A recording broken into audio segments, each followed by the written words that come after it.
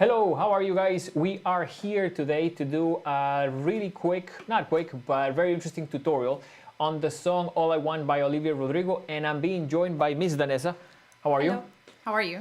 Good. And we are very excited to try to put together a little bit of an approach into how to practice a song like this, a song that we have been teaching at the Hit Music Studio and that Miss Danessa has been doing with multiple of her students.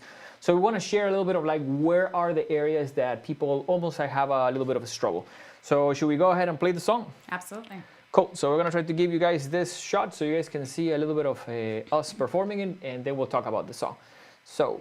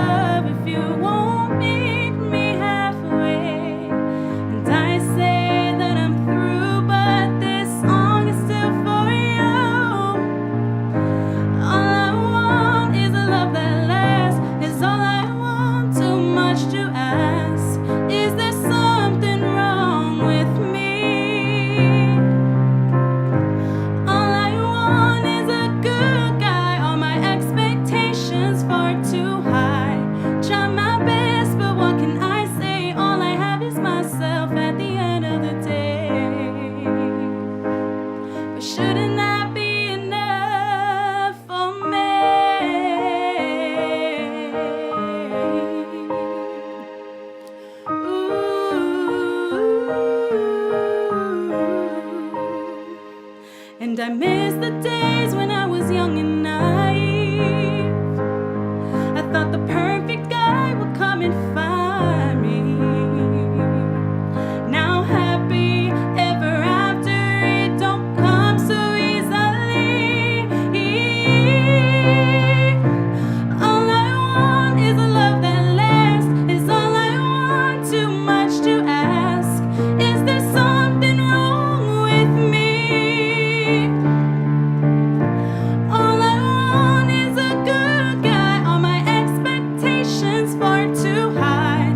Try my best, but what can I say? All I have is myself at the end of the day. And all I want is for that to be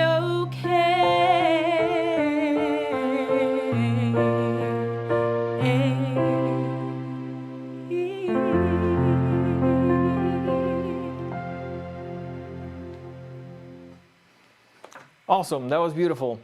So as you guys can probably tell, you know, Miss Danessa has been singing for a while. She's been a voice instructor for a long time, and she's a professional at this. And one of the things that we see at the Hit Music Studio with our students is that people tend to almost have the same obstacles. You know, every now and then, you know, people get confused about like little things. But if you teach this song to 10, 15, 20 people, chances are it's like, oh, okay, they're getting stuck here, here, and here. So part of what we're trying to do today is literally go through tips to sing it better. And she, of course, knows and already is going to share some tips. So I guess let's take it away. Which one would be the first place? So, very first step is obviously print out the lyrics. You want to look at a paper with the lyrics in front of it, not the karaoke on it, because you're going to be writing a lot of notes in there. We already wrote some notes in here that we kind of broke down to make it a little bit easier for you today. And the very first thing you want to do is you want to write your breathing marks. It's very important you know where to breathe, because if you breathe in the wrong sections, you may not time yourself correctly in the song. You may not have enough breath for a certain section, especially the second half where you have that big key change. So it's very important that you follow the breathing marks. Breathing marks look like an apostrophe almost. I don't know if you guys have the sheets in front of you, if you guys can see mine. Yeah, if they're you up here at the corner. if you don't have the sheet, we're actually posting a link on the description of the video so you guys can get it, because we really want you guys to watch this either, of course, on the live or on the replay, and be able to like print the lyrics so it's a little bit easier to follow along the content. So we definitely check that link so you guys can get it by email and we can send it to you. Yeah, so breathing marks is the very most important thing that I think you guys should do first in the song, so you know where to breathe in the correct spots. Like I said, we've already done them for you for this song, so just make sure to keep checking out those little apostrophe looking symbols, and that's where you're going to breathe in the song. So that's step number 1. Okay, and let me ask, because I sing a little bit. I tell people jokingly that I sing in emergencies, but one thing that I think is important is, do you only sing in the apostrophe? Sorry, do you only breathe when there's a breath mark, in the sense of like you don't want to breathe when there's no breath mark in between, right? Yeah, so sometimes, for example, you might have a breathing mark at the end of the sentence, but let's say for you still don't have enough breath to get to the end and breathe where the next apostrophe is. Sometimes it's okay for you to put in another breath. That's called a quick staggered breath. So you can always enter another breathing mark if necessary, if you need it more than the one that I given on the paper. Okay. So I guess let's jump to the next part. Once they have that, they have practiced that, then you want to break down a little technical things, especially in the song, because there's a lot of big sections that we should break down. Starting off with the first verse, part B. You have the word last. Last contains 7 notes. Just that one word contains 7 notes. So the very first 5 notes on the word last, you're going to go straight down. Then you're going to go back up 1 note to the 4th and then back down to the 5th note. So for example, if I was to do it in front of you,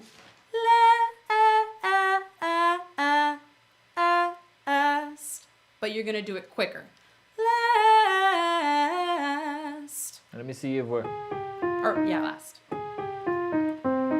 That's where we are, right? Mm-hmm. So now there you're starting on an A flat and going A flat, G, F, E flat, C, E flat, C. One thing that is important, and we definitely recommend for all of our students, to probably get an iPad, a piano app, or an actual piano. Because when you're having that many notes, would you, I guess, suggest, Ms. Danessa, for them to actually be able to play them on a piano, right? Absolutely. So almost like pick them up. Because you don't need to be, I mean, it's awesome if you play proficiently piano, if you're a singer.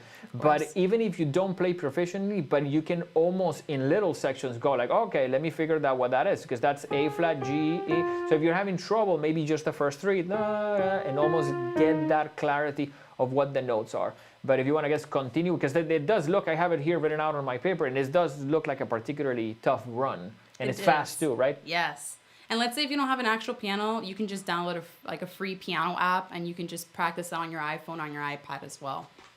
Yeah. So that should help you tremendously. And most importantly, record yourself trying these things out loud, especially with the piano, so you can hear yourself singing it and see if you're correct or if you're incorrect. And then you can play it with the track and see if you sound correct at the same time with the track. Yeah, that's a really good suggestion. I think we if I can mention this, we lose objectivity as musicians. So you may think, oh my God, I'm doing amazing. And then you record it and it's like, okay, happens to me all the time. One interesting thing is, and this is a conversation that I had multiple times with my brother, it's almost backwards. When you feel like you did amazing, you look at the video and it's like, it was like not good. And then when you think you did horrible, sometimes it's like, oh, it's pretty good. So it's almost like interesting video. It's a great resource, and even more for probably practicing, just in the privacy of your own, room type of thing, like record yourself to check. So, okay, anything else with that little run? Well, that's mainly the section that you got to work on, just going down the 5 notes and then going up and down on the last 2 parts. Okay, and I have like a quick suggestion there, like let me activate the piano. It's an A flat major chord. So one thing that you guys can do is not only be able to plug the notes out, but to be able to also play a major chord, like an A flat major chord, to give you the reference and be able to sing it. So you want to sing it there so you can just hear that? Yes. So that, I think, is of course like a section that is particularly challenging, but it's one of those that we probably see a lot of our students have an issue with. So next up. So another good section to be really careful and just to make sure to watch out for it is on the very first chorus. There is the line that says, all I want is a good guy. And then right after you have to sing, are my expectations far too high? So it's kind of a tricky spot because you do need a lot of breath to get to that next sentence, but it is possible to breathe right beforehand. So that's a good section for you to make sure to work on in terms of timing as well. Okay, and also in this I can mention like the band is almost like stopping because you're going like and that's almost like a moment that the band is stopping the chord to even like give more emphasis to what the singer is doing. Would you say like it's what a big breath right before All I Want Is a Good Guy? Yeah, right after and guy. then try to go through the next. Right You want to after. try to do it and I'll give you the chords? Yeah. So 3, 4. All I want is a good guy. All my expectations far too high. And then you go on from there. And after you say hi, can you breathe again? I try my best. Yes, definitely you can breathe. Okay. Right after. So and I guess probably is right before we have is it something wrong with me? Big breath there, right? Oh, yeah. Okay. So like that we really want to try So to be that able way, to like that support. line, all I want is a good guy, is nice and big. And you keep breathing bigger for that next line, are my expectations far too high? And maybe you can show them because I think, but correct me if I'm wrong. I think part of the issue is that when you sing that "Are my expectations far too high," people are coming late, Yes. and then they're messing up the rhythm of the. Of what's, Exactly. do you want to show them a little bit of like what it sounds when someone messes it up? Sure. Do you So want to start is from it- the beginning of the chorus? Sure. Let me see if would that be what is the first line of the beginning of the All I chorus? want is a love that lasts. Sure. So 3, 4. All I want is a love that lasts. Is all I want too much to ask? Is there something wrong with me? Breathe. All I want is a good guy. All my expectations far too high. Try my best, but what can I say? All I have is myself at the end of the day. Okay. And I think there, if you do it incorrectly, part of like what I think is very common in singers, and this happens when we do bands, you have a little bit of a run here when you're saying, "Are my expectations far too high?" You're finishing with this note, which is a C, which is part of the A flat major chord. Now, if you finish with that note from the chord before, it almost like may not really like jive that well. So part of like one of the reasons that you don't want to finish late is because the notes belong to a chord. When you go late or early, that starts like messing up a little bit of the harmony. And because the singer is the lead, it's almost even more of like, I guess, a pronounced thing of like, okay, this person it's not really like, I guess, getting stitched in the way that it should be. So are we good? You want to move to the next little tip? Let's move on to the next tip. So that was tip number 2, right? So we are ready Well, for technically 3, because we talked about breathing. Okay. So that would go with 3. Okay. Now, the next section that I think is one of the most important is the word easily right before the key change. In the word easily, you have to make sure that you breathe twice. Okay, let's try. Let's check it out. Can we try it once? I don't know what that means, but where do you want to do it from? So You want to do it from the... Now happily ever after. Sure. So 3, 4, so... Happily ever after. It don't come so easily. All I want. So you got to breathe twice in the word easily. Easily is the word that contains to change the key change that's happening. But and easily, you're talking about breathing right afterwards. Yes, so easily breathe, E, breathe again to start the next part. Okay. And now one thing there, and I think is, without getting super technical, but I think this is important. It's important for singers because, of course, Ms. Danessa has proper training. We have a 2x4. So we have a 2x4 in the key change. So we're going 1, 2, 3 right before. So this is the easily 3, 4. So 1, 2, and key change. So one thing that happens there is a lot of singers, and we have seen this in band, when you don't have any training, you're almost like a little bit by feel. But what happens here is a 2x4. So if you get confused in a rehearsal, it's almost important to count it because you're going easily, E, 2, and next one. So it's almost that's not a bar of 4. That was a bar of 2. As a singer, I can tell you you can do it a little bit by feel. But one thing that happens is when you start having an issue in a rehearsal, sometimes the singers cannot correct it. And it really becomes to the point that you cannot move it through in the rehearsal because it's like every time you run it, they mess it up and you have to start that part again. Definitely, as a singer, be able to count. Use your breath as a way to count. Use your breath and maybe tap. For example, like would this be a good suggestion? You can go easily, 2 taps on your leg, and we go to the next, right? Yeah. But Okay. of course, when you perform it, try to get in the habit of not the tapping. Just as a practice thing. Okay. Okay, yeah, like, of course, this is little devices to like fix it. No, you want to do it one more time right before it, so Yeah, they we can try. hear the breath mark. So I guess happy ever after. So 3, 4. So one more time. Hold on, you lost me there. So happy ever after. I'm losing the key. Lost. So can we do the line before that? Sure. From where? The second verse? And that where does that start? I thought the perfect guy would come and find me. Well, the last line. The last line. Okay. Yes. Sure. So 1, 2, 3, 4.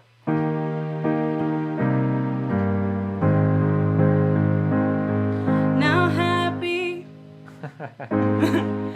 Okay. So from there, same place. So. Now happy ever after. It don't come so easily. All I want is a love that lasts. Is all I want. Too much to ask. Is there something wrong with me? All I want is a good guy. All my expectations far too high. Try my best, but what can I say? All I have is myself at the end of the day. And all I want is for that to be okay.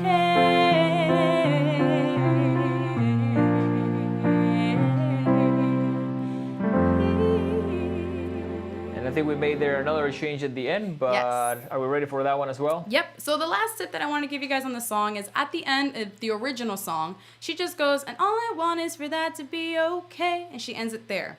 Mind you, there she's doing a lot of acting, so she probably gets interrupted doing something in the show. But if you're going to perform this live, I recommend you come up with an alternative ending so that you can end with the piano at the same time. I change it up every time that I sing the song, but you feel free to do it any other way that you'd like. That's an Yeah. example that I just did at the end just now when we practiced it. Yeah, and that's something that I think it's a great suggestion, because one thing that we see a lot, and this is I think important, whenever you have two different, or at this point it's almost like three different worlds. You have the live version and you have the studio version. And those, to me, and I have been a musical director, work with some major artists, I think it's important to separate them, because what you do live is to make sure that it sounds the best live. What you do in the studio may have to do with other things. So sometimes it's almost like important to not be like, well, but we did that in the recording. Yeah, but when you're playing it for live, maybe the considerations are different. As you mentioned, that's part of a show and maybe it's part of a scene, and that was part of the reason that she finished it there. So I think it's important to always try to think, okay, what will work the best for this? Because that also applies to sounds, also applies to range, also applies to, a singer can go into the studio and sing things higher than they normally reach live. That is true. And one thing, and a couple of, one major artist that I work with, everything he does it half a step below or a step below the original key. Every single song that he's recorded, he sings it live lower. And it was interesting because by the time that I worked with him, I had to relearn everything because I already knew his songs, but I already knew them in the other key. And it was a ton of work, but it was interesting because, yeah, that's part of like how he sings for 2 hours to 3 hours, singing really high. But even even famous people like Billie Eilish, when she has songs that she records, sometimes she plays live or sings live, and she doesn't sing it the same way. She makes it up a little bit differently. Yeah. And it's okay. Sometimes you can change up your own original song. Yeah. Okay, so I think that probably almost like sums up everything. Is there any other final things about the song, lyrics, that you would like to add? There's one thing that's a piano player, musician, that I would like to almost mention to you guys about this one, but anything else? I mean, I think we covered all the main steps. Okay. Structurally, I find it interesting that it's a song that it's almost different. It's a lot of songs now in pop are very symmetrical, right? So the first verse is exactly the same size as the second one. It's exactly the same pre-chorus. This one is almost like a little bit not completely symmetrical. So the second verse is a little bit shorter, right? So it's almost like very important to know what the differences are, because you don't want to, again, like get to the point that you're doing this with a karaoke track or maybe with a guitar player, and then get into the point that, okay, like, which, are you doing this? Are you doing the 2x4? So it's songs, I think you definitely want to be careful when you're learning something that you really understand as a singer the structure. and that you understand how many verses is it, where's the verse, so you can also communicate with other musicians. So I don't know if we have, and let me just quickly double check over here, if we have any questions, but once again, we are very excited to continue to bring content like this. So we'll continue to do more stuff for our singers. Definitely check our YouTube for other playlists that contain things that have to do with singers. And if you want more information about what we do here at the Hit Music Studio, you can visit us at thehitmusicstudio.com. So, Ms. Danessa, thank you for being a part of what we're doing here. And hopefully we brought a little bit of like an insight into how to practice and what little sections to be careful with this song. Now, one final thing, definitely make sure that you practice this slower, right? Good thing to use a karaoke, but use the function of being able to slow down songs. Because sometimes not only hear the original slow, you can hear the nuances of a singer, but at the same time, practice it slow first. And use a metronome. Cool. So we'll see you guys on the next one. Thank you for joining us. And once again, we're at the Hit Music Studio. We'll see you soon.